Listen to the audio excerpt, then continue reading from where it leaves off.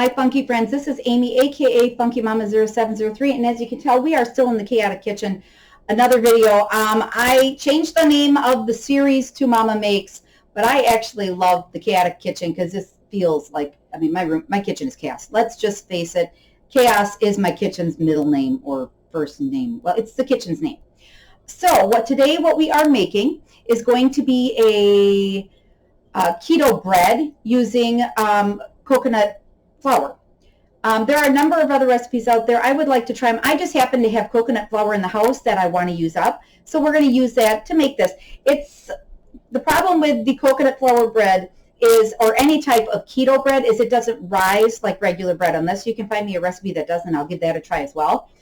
But basically keeping out of the yeast area is what it is. So this bread is kind of a quick bread consistency, which means it's thicker, heavier, and hopefully tastes good. This is going to be a rosemary and garlic herb coconut flour bread. So we will give it a try, and this is my first attempt, so we will see how it works out. I'm following a recipe that I had gotten online.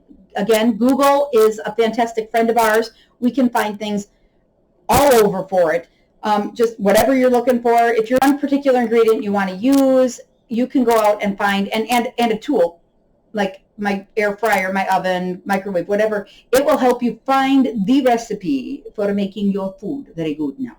So what I'm going to do is I will get you in onto the sink so you can see what I'm doing with our wonderful bowl. I've measured things out, but I will walk you through when we get to it. All right, the first thing we do is we mix in our flour, our dried ingredients together. So I have a half cup of coconut flour. You can use any type of coconut flour, whatever you like best. I have a brand that I use that works pretty good. I'm going to get a spoon. Just make sure we break up all those little chunky chunks. It's a technical term. If you've never heard it in the kitchen, it's chunky chunks. All right, mix that or break those up. Set that there for now. All right, next we have to add baking powder. It's going to be 1 teaspoon of baking powder. So, teaspoon is this bad boy here. The cool thing about baking powder, I should check to see, make sure, yep, baking powder, is we're going to get, it's got this neat little lip that you can catch on and scrape across. Baking powder is what's going to make the puffiness of it. So we'll put the baking powder aside. Right? Next, we need the rest of our dry ingredients, which is going to be dried rosemary, 2 tablespoons of that. We have garlic powder, 1/2 tablespoon to a tablespoon, basically to your flavor or to your taste. And then a half teaspoon of onion powder. So we'll put that in there. Those are all mixed together in that same bowl. So we'll stir just to make sure everything's well blended. The smell on this, the scent on this is fantastic. That garlic and rosemary, onion, the whole thing is just kind of a neat flavor or scent. It really hits your olfactory zones right now, and it's really yummy smell. All right, get that mixed together. Then, in a larger bowl, we're going to mix 6 eggs. I bought this immersion blender a while back. I have yet to have a chance to try it, so I'm actually looking forward to giving it a try here in the kitchen, just to add to the chaos, I suppose. All right, here we go. All right, set that in the bowl and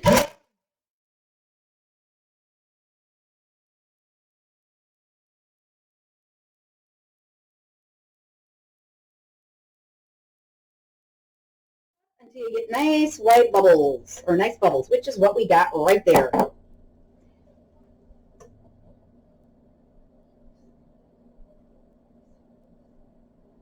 All right, so we've got our hand mixer there with the bubbles.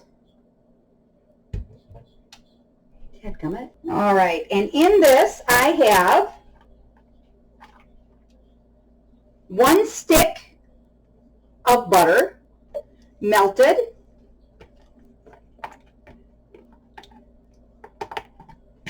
There. We mix that up again. You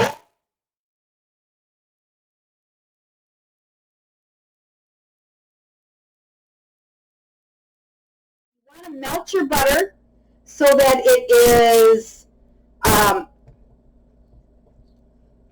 it's melted, but you can let it cool just a tad so it doesn't like cook your eggs while you're putting it in there.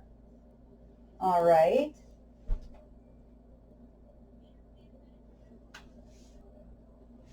And then we've got our nice white foamy bubbles. We've got our eggs mixed. Let's just give a quick for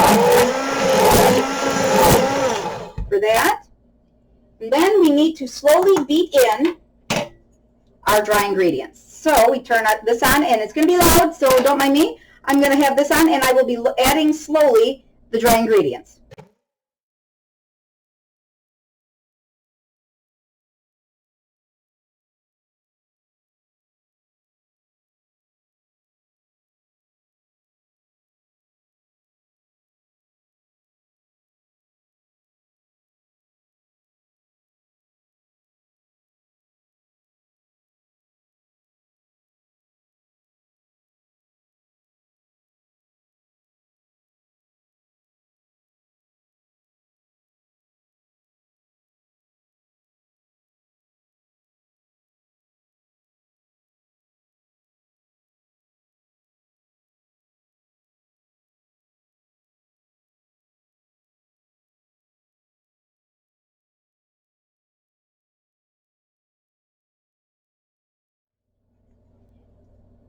And add in the rest and mix them together.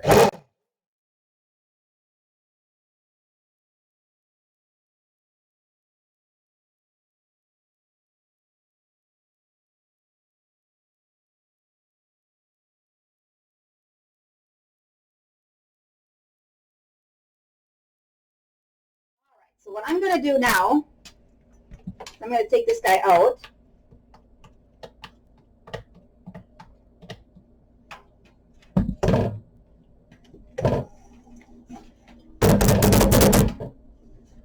That over here into a cleaning bowl.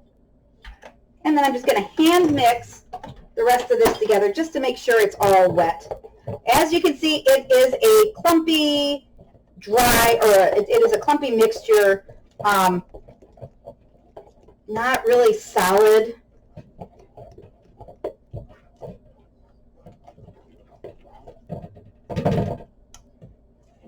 But I can tell you it smells fantastic. Then we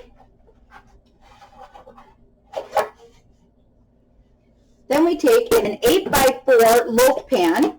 This is an old one. I've been using it lots, and it's one actually I picked up at a rummage sale. I love rummage sales for everything. So we're going to use some spray oil. We're just going to grease it. Like I said, it's more of a quick bread consistency, so it's going to be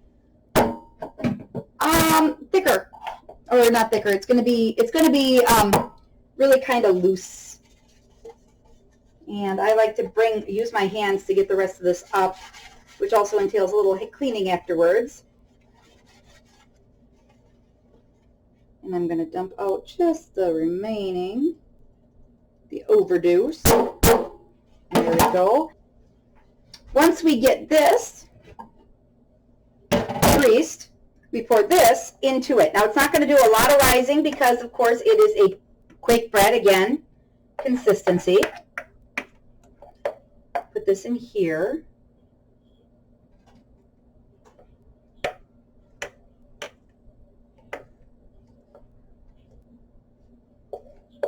And I'm going to actually get my butter spatula.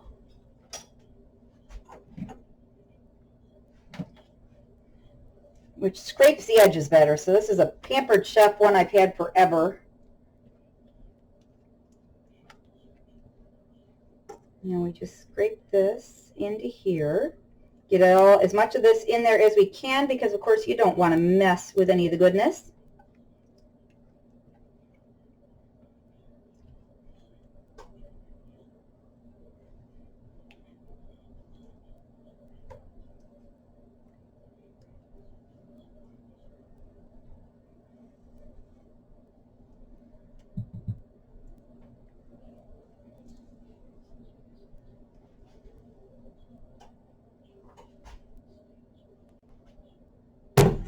There.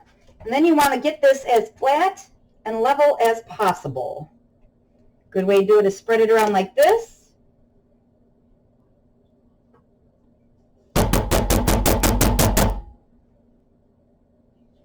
And then I like to tamp it. That makes sure it is level. Bubbles are gone if there were any bubbles, which, you know, it's okay. It's going to rise a little bit, not a whole heck of a lot, because like I said, it is a quick bread. So quick breads don't tend to rise a lot. They're more just yummy. So then we're going to put this in a 350 oven. I've got it warming up right now. I'm going to wait until it gets to the 350 and put it in.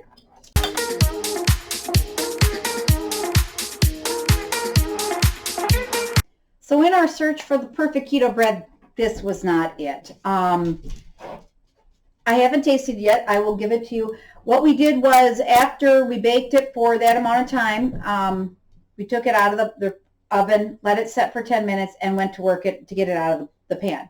It did not come out easy, and I ended up losing part of it. Also, it stayed about yay thick. I'll show you what I got here. Not for sandwiches, that's for sure, but it looks and smells pretty good. For sandwiches, I don't think this will work. I need a little more. And for toasting, it says it's great for toasting. I don't know about that, but taste-wise, it's pretty good. Like I had said, it's a quick bread type recipe.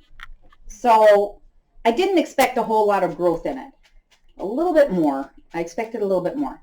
So I'm going to put my, I can't believe it's not butter on it, just to kind of get a bread and butter flavor.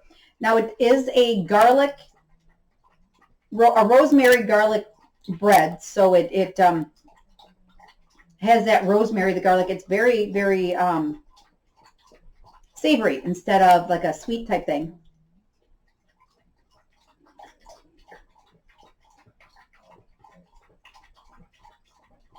It's not bad. I'm going to keep looking. Excuse me. I'm going to keep looking for a bread that rises a little more keto to it. We'll probably have to switch away from our coconut flour, but I want to use it up before we move on. Now, of course, we're moving on. Probably an almond flour might get you more of a rise to it. We might have to use that. But of course, when we start doing that, we start getting to a little more expensive. This healthy keto stuff is going to cost you money. But we will keep giving it a try and see what we can find. This is not bad. I can see using it for just kind of like a snacky type thing. I've got these expensive bins that I got from a Chinese restaurant. So I'll just end up putting that in there and putting it maybe in the fridge, because they do say this needs to be refrigerated. Put it in the microwave just to heat it up. I can see having this as a little bit of a snack, as a side meal. It doesn't have a lot of, in carbs. It doesn't have much in protein, but it's pretty good. It's not bread in my view, but it is a quick bread, so I guess it kind of fits along that way. But we will keep looking for more. If you have a suggestion onto what a keto-friendly rising bread is, let me know. I have not had a chance to really do a lot of research into it, but I found this recipe and thought it looked good, it would taste good, and it does. It tastes very good. But just let me know if you have suggestions on keto-friendly recipes you want me to try, or any type of recipes, I'm not really focusing just on keto, but because I need to get back onto my keto lifestyle, or get keto going again, I'll want to go that route. But if you can find recipes that you want me to give a try, send them to me. Comment in the bar below, and I can try to find it that way. My son and I are actually doing a walk around the world, a trip around the world, food-wise.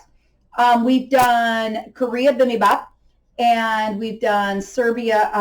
We've done a sarna from Serbia. This upcoming week, we're going to do sushi from Japan, and then we have a Russia.